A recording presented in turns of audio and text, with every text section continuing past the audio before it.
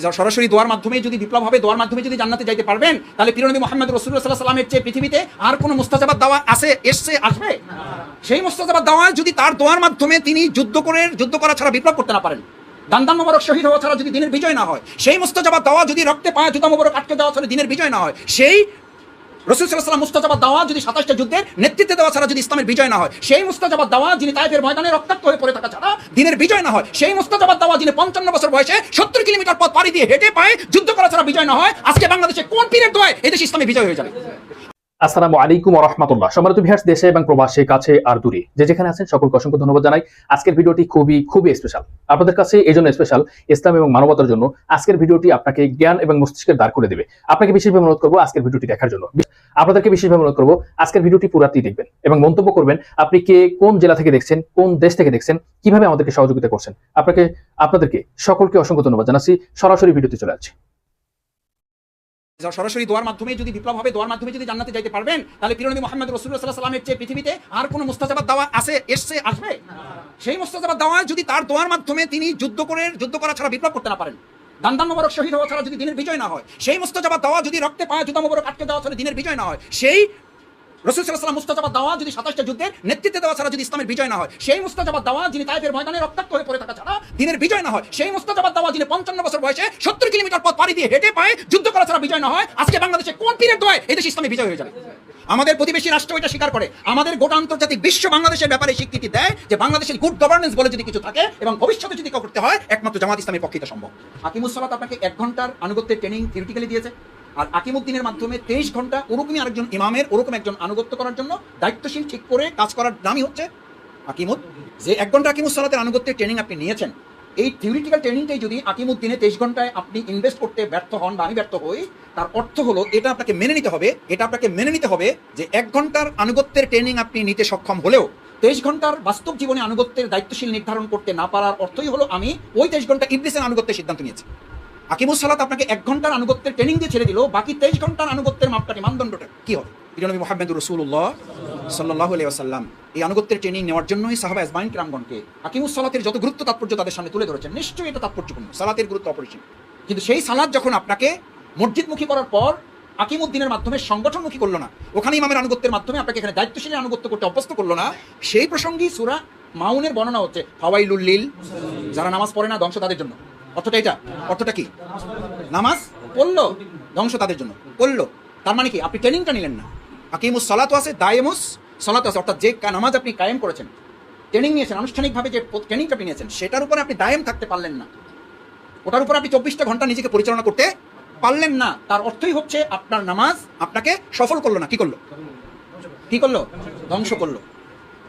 তার অর্থই হলো ধ্বংস কে করে? আল্লাহ তাআলা সফল করে, ইবলিস আমাদের কি করে?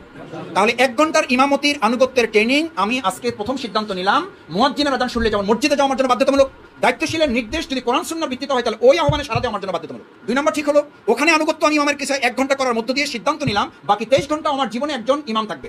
যদি ইমাম না থাকে তাহলে বিপরীতটা হচ্ছে আমার ইমাম হয়ে যায় কে? ইবলিস। তাহলে ইবলিসের থেকে বাঁচার জন্যই আমি আজকে থেকে আকিমুস সালাতের 1 ঘন্টা ইমাম আর আকিমুদ্দিনের 23 ঘন্টা ইমাম ইনশাআল্লাহ। 3 নম্বর, যে সালাত আপনি ফজর পড়েছেন, যে সালাত আপনি জুমা পড়বেন, আল্লাহু আকবার, আপনি বায়াতবদ্ধ জীবনের গুরুত্ব তো আপনার সালাতের মধ্যে বিদ্যমান। আপনি যখন সালাতে প্রথম গিয়ে দাঁড়ান, আপনার প্রথম শর্ত হলো দুনিয়ার সমস্ত কিছু থেকে আপনাকে কি হয়ে যাওয়া? আলাদা হয়ে যাওয়া। এটা 5টা হক বলা হয় সালাতে। আমার রব্বাহু, আপনি সালাতে দাঁড়ান, আপনি কোথায় দাঁড়িয়েছেন? আল্লাহর কার সামনে? কেউ যদি আল্লাহর সাথে কথা বলতে চায় তাহলে সেজন্য সালাতে দাঁড়ায়, কেউ যদি চায় আল্লাহ তার সাথে কথা বলুক তার জন্য তিলাওয়াতে বসে যায়। সুবহানাল্লাহ।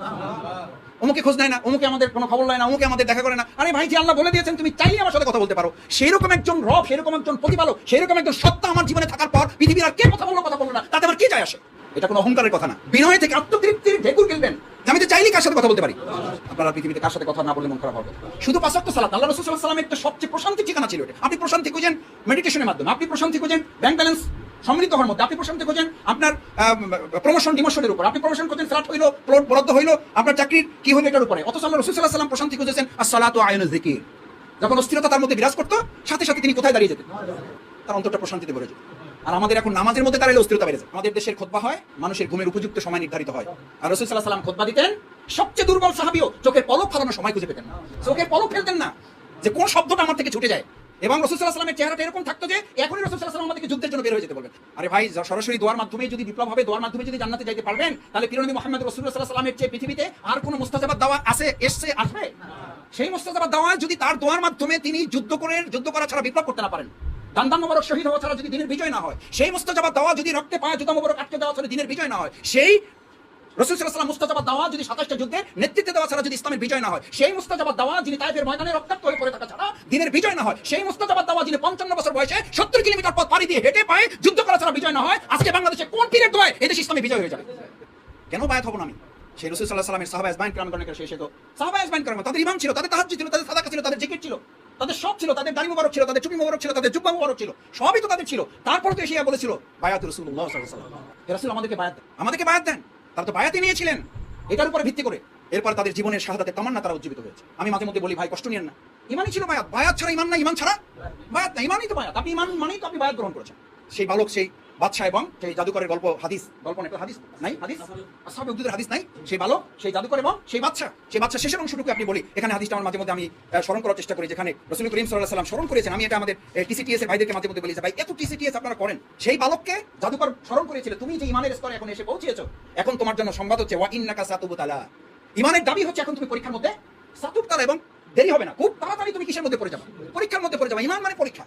এরপরে শুধু তা বলা হয় নাই, সেই ছেলেকে যখন হত্যা করার জন্য বাদশা সিদ্ধান্ত দিল, আপনাদের মনে আছে? বাদশাকে তার আগে তো মন্ত্রীকে হত্যা করা হয়েছে, তারপরে নাজির যাদের রোগ সারা হয়েছে তাদের সবাইকে ডাকা হয়েছে। শুধু তাদের বলা হয়েছে, দেখেন তারা কিন্তু ঈমান গ্রহণ করার পর টিসিটিএস তো পরের কথা, এক ওয়াক্ত নামাজ পড়ার কি পায়নি, এক ওয়াক্ত সালাতও তাদের জীবনে আদায় করার সুযোগ হয়নি। সেই লোকটাকে তলোয়ারের মাঝখানে দাঁড় করিয়ে বলা হয়েছিল, হয় ঈমান ছাড়ো নাহলে জীবন ছাড়ো। সুবহানাল্লাহ। এটা কি? এটা বায়াত। এই অঙ্গীকার তারা করেছিলেন, এই ওয়াদা তারা করেছিলেন। জীবন এনেছে, জীবন চলে যাবে। কলার থেকে মাঝখানে বলা হয়েছিল, হয় ঈমান ছাড়ো না হলে জীবন ছাড়ো, হয় ঈমান নাহলে গর্দান, দুটো একসাথে থাকবে না। এখন কোনটা থাকবে? বায়াত। এই বায়াত তারা নিয়েছিলেন। মাঝখানে কলার থেকে দ্বিখণ্ডিত হয়ে পড়ে গেল, ঈমান ছেড়েছে। সর্বশেষ সেই গোলামকে, এই বালকটাকে হত্যা করার জন্য নিয়ে আসা হলো। সে বলতে পারতো, দেখেন আমি আপনার নিরীহ প্রকৃতির লোক, আমি রোগ সারি মানুষের, আল্লাহ আমার কিছু খায় ক্ষমতা দিয়েছে, চেষ্টা করি মানুষের কল্যাণের জন্য, এই সমাজ কল্যাণমূলক কাজের জন্যই আমার আপনি কি রাখা উচিত? জীবিত রাখা উচিত। আমাকে আপনি ইয়ে করেন, আর আমি সেই সমস্ত যোজনার মধ্যে আমি যাইতে চাই না। আপনি আপনার মতো থাকেন, আমি আমার মতো। সে নিজে তার শাহাদাতের রাস্তা দেখাই দিচ্ছে। সে বললো, বাদশা তুমি যদি আমাকে হত্যা করতে চাও এভাবে পারবে না। তাকে পাহাড়ে উঠাইছে, ও যারা পাহাড়ে উঠে ধাক্কা দিয়ে ফেলাই দেবে, হেরাই মরে গেছে। বালক চলে আসছে, জিজ্ঞেস করছে ঘটনা কি, বালক আসলো কি করে? সে জিজ্ঞেস করছে এটা কার সিদ্ধান্ত? আল্লাহর ফয়সালা না হওয়া পর্যন্ত আমাকে আপনি মারান, আমার একটা পশম আপনি আঘাত করতে পারবেন না। তো ওই বালকের ঈমান আর আমাদের ঈমান এক জায়গায় করা লাগবে না?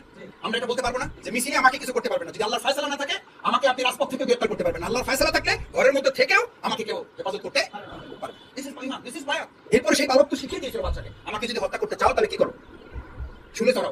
শুলে চড়াই আমার এই ডান পাশে তুমি তিন নিক্ষেপ করবে, এবং শুধু বলতে হবে বিসমিল্লাহির রাব্বিল গোলাম, বিসমিল্লাহির রাব্বিল গোলাম। এই গোলামের যে রব, তার নামে আমি তীরটা কি করলাম? আল্লাহর ওই গোলামের রব স্বীকার করলো না? এইটুকু। আর সে একটা কন্ডিশন দিয়েছিল, তার তো কাজ হলো দাওয়াতি কাজ করা। দেখেন, জীবন বাজি রেখে দাওয়াতি কাজ করা। আর আমাদের এটা আবহাওয়া গরম ছিল, তো এবার গণসংযোগটা তাপদাহের কারণে বাস্তবায়ন করা, মন্তব্য করে দেখি বড় থানা আমিরা সাইন করে লিখে দিয়েছেন, তাপদাহের কারণে আমাদের এবার গণসংযোগ পক্ষ যথাযথভাবে পালন করতে আমরা সক্ষম হই নাই। আল্লাহ আমাদের এই দুর্বলতা মাফ করুন। ওখানে লেখা আছে, এটা আমি করতেছি, ওখানে লেখা করতেছি। আর বালক তার ঈমান সামনে রেখে সে বলছে যে শুধু এইটুকু করো যে সবাইকে ডাকবা, ডাইকে তারপরে আমারে হত্যা করবা। তো সব লোকের সামনে যখন বিসমিল্লাহির রাব্বিল গোলাম বলে তীর ছুড়ছে, বালক এখানে হাত দিয়েছে, শহীদ হয়েছেন। আর সাথে সাথে উপস্থিত লোকেরা সবাই কলিমাতে লা ইলাহা ইল্লাল্লাহ বলে একজন মারা গেছে, আর লক্ষ ঈমানদার তৈরি হয়ে গেছে। আলহামদুলিল্লাহ, বাংলাদেশ জামাত ইসলামীতে একজন মুজাহিদ, একজন রিজাভি ভাইকে তারা শহীদ করেছে। লক্ষ নয়, কোটি জনতা জামাত ইসলামীতে আগামীতে প্রস্তুত হয়ে গেছে। আলহামদুলিল্লাহ, বিসমিল্লাহির রাব্বিল গোলাম। এরপরে কত মনে আছে যারা বাকি ছিল, এবার যারা ঈমান আছে তাদের এই সরকার মনে করছিল যে মূল মাস্টার মাইন্ড শেষ করে ফেলে, বাচ্চা মনে করছিল মাস্টার মাইন্ডের এই বালক